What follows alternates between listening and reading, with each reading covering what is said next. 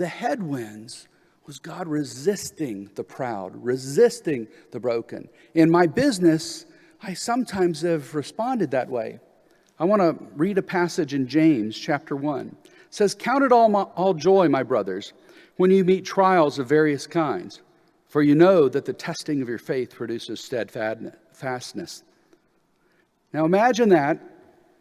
Count it all joy when you face trials, because God is going to produce a harvest.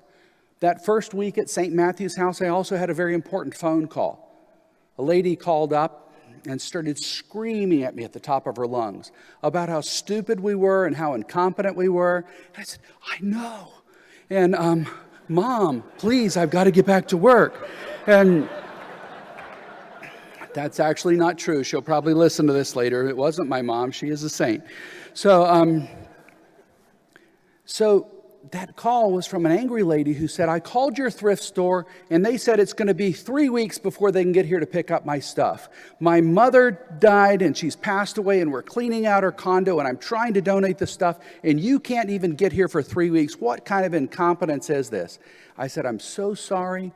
I'm new here and I am not making excuses. I just apologize. Could I give you the number of the Salvation Army or Goodwill?" And she said, "You're the 9th place I called. Nobody would call St. Matthew's house first." She just kept the insults coming. And so I sat there and I thought, how do we do that?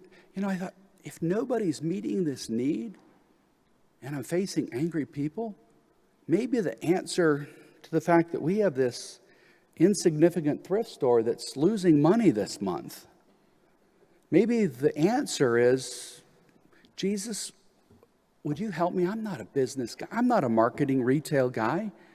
What should we do?" And the Lord said, "Get there first." So we started advertising. The only time we ever advertised in the paper, fast free pickup. And we borrowed a thrift store truck from somebody else.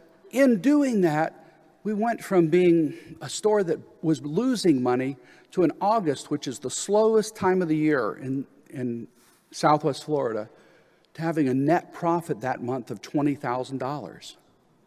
It's like, wow, God knows business. This is so cool. So I go on down to James chapter 1, verse 5, where it says, "If any of you lacks wisdom," and my life proves that I do lack wisdom. So James was writing to me, "Let him ask God, who gives generously to all without reproach."